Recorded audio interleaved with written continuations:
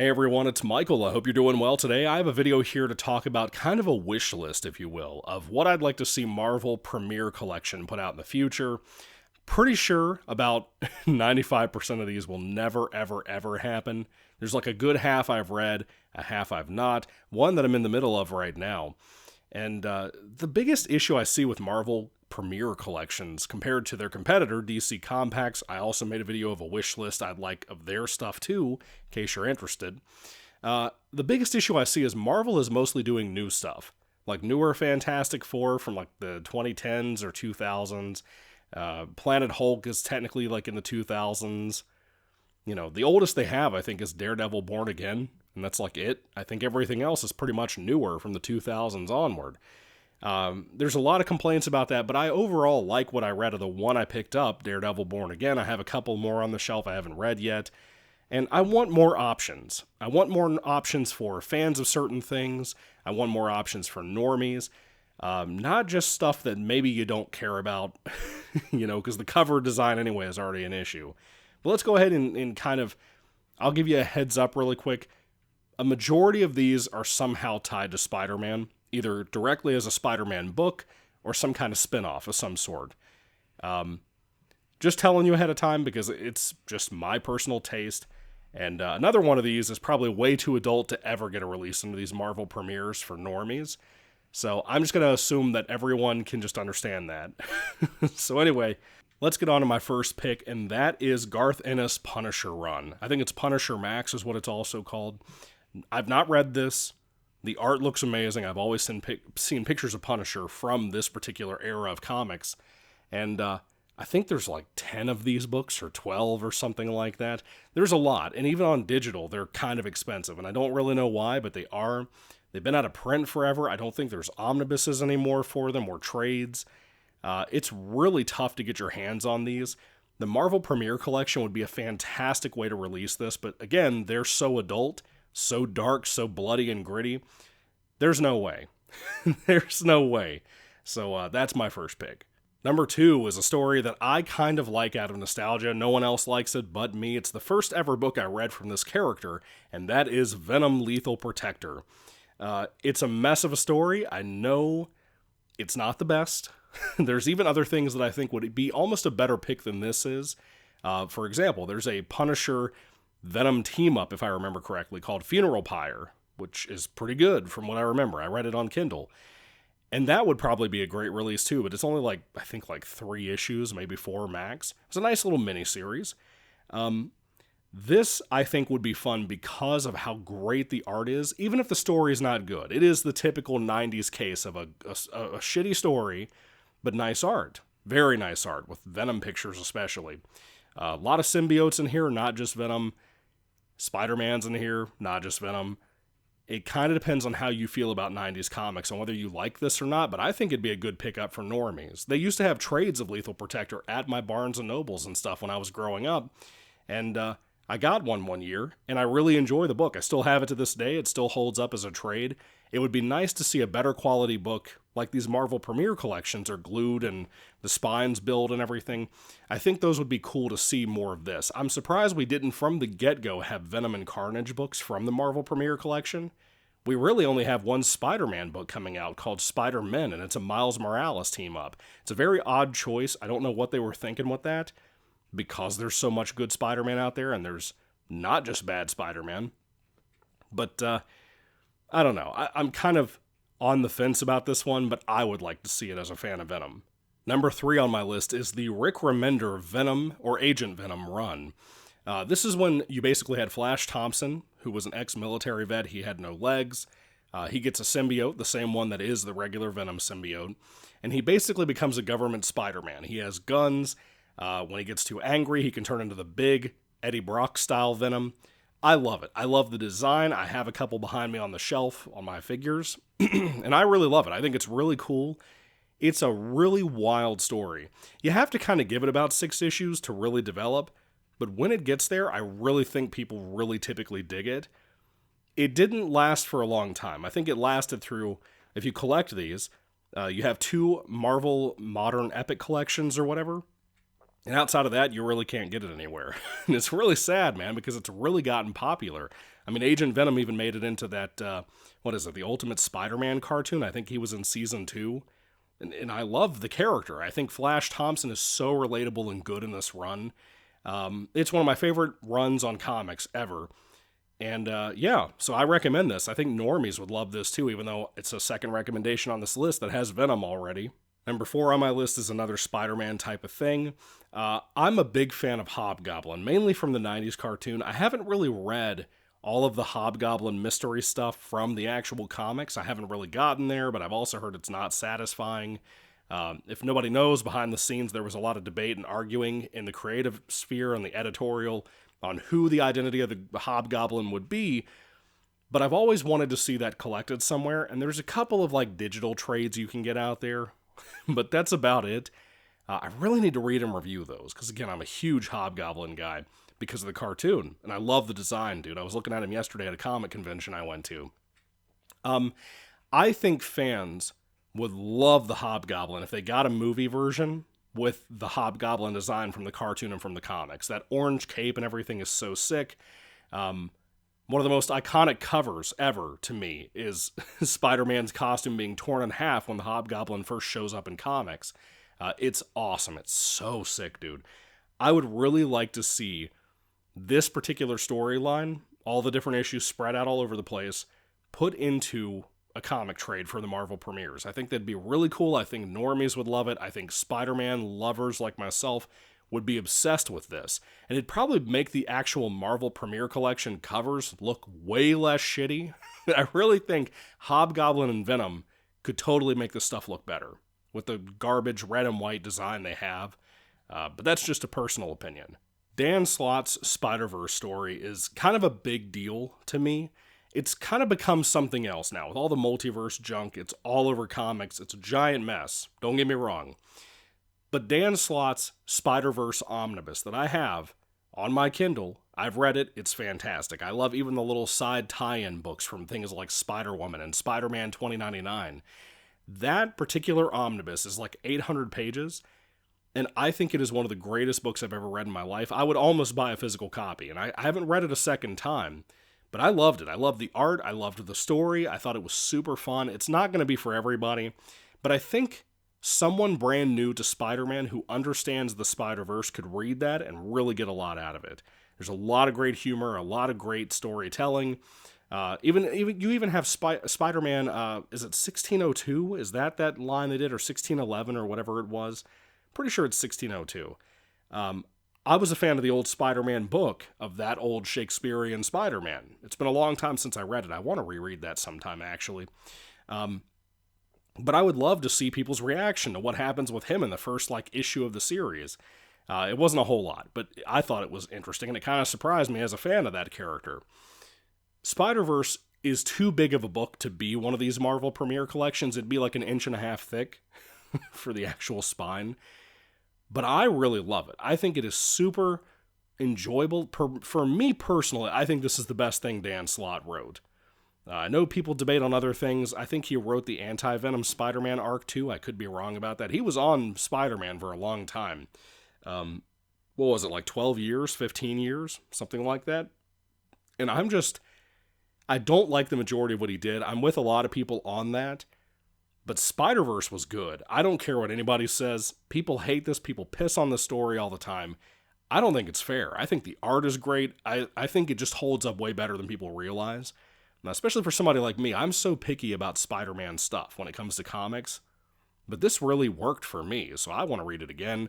I'd love to own it on the shelf. I know the omnibus is not that expensive in physical copy because it's not very popular. But it'd still be cool to have it accessible to normies for $15, because it's a lot of reading, dude. I would be crazy not to say that Ultimate Spider-Man should absolutely be the next pick on the list. I know I picked a lot of Spider-Man. We're almost done with that. Ultimate Spider-Man is a big deal. I've only read the first volume, but I can tell it shows so much promise to get into kind of a newer, at the time, absolute Batman, if you want to compare it to something nowadays. Full-on reboot, brand new origin story, then delving into retelling events, but not exactly retelling. Really telling a new version of these characters, these villains, all of that. in a way that made Spider-Man so popular again in 2000, I don't think you even know. We had pencils and shit with this version of Spider-Man from the covers on it. That's how big of a deal it was. Personally, I think you could probably fit a couple of these Spider-Man Ultimate books into one of the Marvel Premiere collections. It could probably be about 300 pages, 350, somewhere in there in totality. I think it would do really well. I think the sales would be really, really good for this. Because I don't think it's in print right now outside of an omnibus edition. And, I think this would be killer. I think new fans to Spider-Man could jump into this, and I think they would adore it. That was the whole point of doing Ultimate Spider-Man, like I said, back in the day. And I think this would do well. I think it'd be really cool. The art's good for what it is. It's a little slow at the beginning, getting through that first volume of storytelling in the regular trades. Once you get through that, and Spider-Man has become Spider-Man pretty much, it's pretty good, man. It's pretty good. It was a nice influence on the Sam Raimi movie, the first one. I think it would really do well for people, and Marvel especially, if this got made into one of these Marvel Premiere versions. It's everything you could want out of kind of a modern Spider-Man. And they could eventually do like Miles Morales Spider-Man that continued Ultimate when Peter died later on. That would be way down the road, but you could do it, and I don't think anybody would have an issue. I don't think people would criticize Marvel for trying to do that. You could probably make a good 6 or 7 books, maybe, out of this. I think people would dig it, and I think it would make a lot of money for them. But again, why would you not start off your Premiere collection with this? That's crazy to me. This should have been one of the first things that you talked about. And I know that Brian Michael Bendis doesn't work there anymore. I understand that. Maybe that's part of the issue. He's at DC now. He's not doing much over there. But maybe it should have been considered if it already wasn't, because this was a big deal. This was something that even people like me, who did not read comics as a kid, I loved cartoons and shows and games, and movies, obviously. This was a huge deal. Even people my age who did not read comics knew about Ultimate Spider-Man because of the toys in the store, the merchandise, the backpacks, the lunch boxes, the fucking pencils, like I said. It's more historical than I think we ever realize right now. So much of my list has kind of been a little bit more on the modern side rather than the classic side, so I wanted to throw one thing in that I'm currently kind of in the middle of right now, that I've read the first volume in a Marvel Essential book, and I gotta tell you, I love Johnny Blaze Ghost Rider from back in the day. It is phenomenal. Everything from the artwork, which in the books I'm reading it in, the Marvel Essentials, they're in black and white. And if the art looks that good there, when I love a picture, I try to look it up in color if I can. It looks even better, right? It is so impressive to me how good the storytelling is in this, this whole story with this particular Ghost Rider. Johnny is just everything that I wanted out of comics. I love him. I was never the biggest Ghost Rider guy. This is the first time I've ever been reading Ghost Rider, matter of fact. And I loved Nicolas Cage's first movie. And I grew up on that mostly because it was the big time of Marvel kicking off before the whole MCU thing. And I gotta tell you, man, I don't think people understand, unless they go back and read these comics, how good, how dark, how fun they were. Even the whole Jekyll and Hyde transformation at nighttime into Ghost Rider thing, even as goofy as that is, it is so adventurous, and like when there's a chase scene or something with the motorcycle, it is just so fun exploring new lore about this character. To me right now, from what I've experienced, Ghost Rider is like the most redheaded stepchild of Marvel. Like, he doesn't get the appreciation he deserves, and I don't really know if I blame the fans for that, you know? But I want these Johnny issues to be collected in a Marvel Premiere collection and put out into the sphere, because I think it would do fairly well, especially for people who want to get into him, because it's not easy to find good Ghost Rider, to be honest with you, from what I heard anyway. The biggest issue I see is something I talked about in my review for Volume 1, for the Marvel Essential anyway. It seems to me, because of certain things, like, for example, Johnny he encounters a particular, like, neo-Nazi group, you know, and this is taking place in the 70s. They have, like, swastika tattoos and stuff. There's a lot of smoking. You know, you're not allowed to smoke in modern-day Disney Marvel comics, which is bullshit, because people still smoke. People vape now, for God's sake. Are you allowed to put that in a comic? I never even thought about this, because I don't read much modern anymore. But yeah, because of things like the swastika and the smoking and so on, I feel that you're probably not going to be able to get away with having this. But however, I'd really love it, and I would totally buy it even though I have all of the Johnny run with the 4 volumes of Marvel Essentials. I would totally buy these again because I love those so much right now where I'm going through them.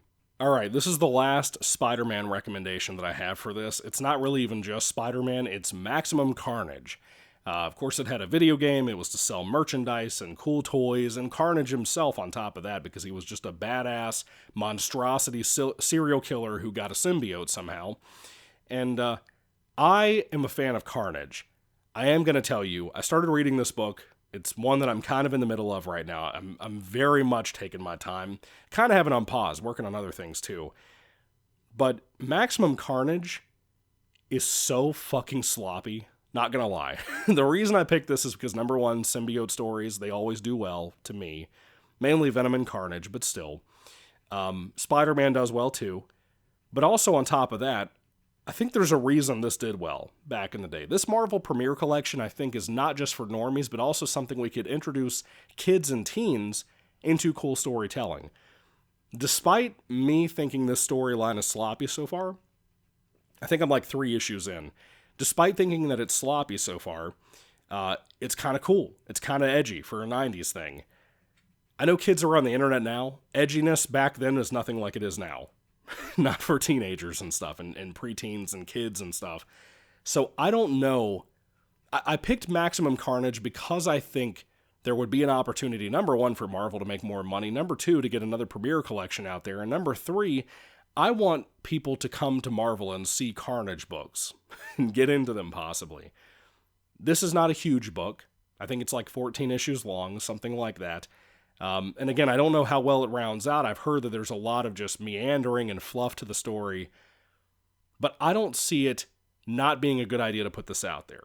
I just don't, because it seems really popular. I remember seeing the trades and the hardcovers of this at Barnes & Noble like 10 years ago when I first started really getting into comics. Well, I guess I got into comics longer than that, but still. When I started trying to test the waters on this stuff, I almost got Maximum Carnage, and I'm kind of glad I didn't do that because I don't think I would have liked this as much at the time. Because I was familiar enough with Carnage that I don't think I would have liked this version just yet, if that makes sense. He's not that different from like the 90s animated series Carnage that I grew up loving, but I just don't think I would have liked this as much. And I think I would have complained and then finished the book and never read it again. It would have been a waste of a lot of money. But again, I do think there's a younger audience out there that would love this. Maybe they could stumble across the video game because of this book if we implied it on the back in the synopsis or something, talking about how it made one of the best Spider-Man games ever or something. I don't know. But it's an interesting story. The art is very nice. I just wish it was better put together. You know, the final recommendation I have for a wish list item is Matt Fraction's Iron Man. I read this probably about 2019, I want to say, and I loved it. I read it on Blows Himself Up Dude's recommendation all those years that I watched him on YouTube, and he loved, and I think still loves, the Matt Fraction Iron Man run. He's a big Iron Man guy anyway, so I was kind of a little hesitant, because I like Iron Man in the movies. In the comics, I don't have enough exposure that I really like him or hate him. But let's say Civil War didn't help that when I read that book. The couple of times I read it, it didn't really help. Matt Fraction's Iron Man is like reading Robert Downey Jr.'s Iron Man in more adventures. It is so well done. The art is beautiful in every single volume I read. I think there's like a trilogy of stories that he tells, maybe 3 volumes or something. I don't know. I don't know how long the run was, but it was a pretty decent size. It was so creatively well done. And I loved it. And the adventure aspect, everything involving Iron Man was so perfect that I think it would draw newcomers to the comics, especially Iron Man fans. And I think it would hold on to them, because this is really one of the only Iron Man things I've read. And I think it's badass. It has so much going for it. It's so fun. And I would like to see eyes get put back on this book, because I never see love for this book. Kind of like the Peter David Hulk run. I'm reading one of the volumes of that from Epic Collection right now.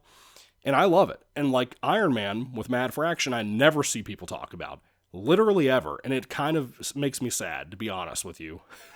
So let's get this out there. Let's get some cool other picks in the comments section down below. on what any of you guys recommend for this stuff. I'm sorry so much of my list is Spider-Man and symbiote stuff, but I love those things, and I really think they make more money than we realize. Maybe not on the typical charts, but like right now, I consistently see people post pictures of their shelf collection of omnibuses and trades and whatever, and I consistently see people post the excellent Donny Cates run, or is it Coates? It's Donny Cates, right? Is that his name? I'm so new to this guy that I never know his name half the time, but I swear to God it's Donny Cates. Everyone seems to have that omnibus of his Venom run from a few years ago, and it's great. It's really great. What I've read of it so far are like 2 or 3 volumes. Venom sells. Whether we like it or not, whether we think the stories are well written or not, he does. And I think Carnage probably does too a little bit, depending on what we're talking about. But Spider-Man especially does. So most of my list is that because of that. So let me know what your recommendations are down below, what your wish list is. What do you love? What do you hate? What would you like to see in these Marvel Premiere collections?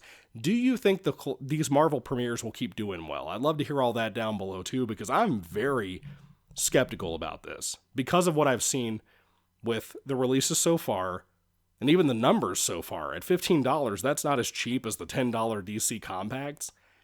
And I hate to keep beating that horse to death, but dude, it's just not a good price for these. They need to come down on the future releases, man. They may be desperate, but you're not going to solve this by charging what basically people were charging 5 years ago or 6 or 7 years ago for a basic trade with 6 issues in it. So they need to adjust that, in my opinion. That would be the solution here. But we need a little old and we need a little bit of new, but we especially, above all things, need something that's cool. All of it, across the board. Publish things in the Marvel Premiere Collection that will actually make money. Not shit like Black Panther, not shit like Hawkeye junk. Real good stuff. Events or whatever. Do cool things. Do some random events that weren't that well received. You'd probably get people's eyes on it. Something like Venom Inc. or something. I don't know.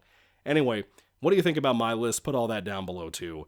Thank you all for watching, guys. God bless you all. Catch you later, and goodbye.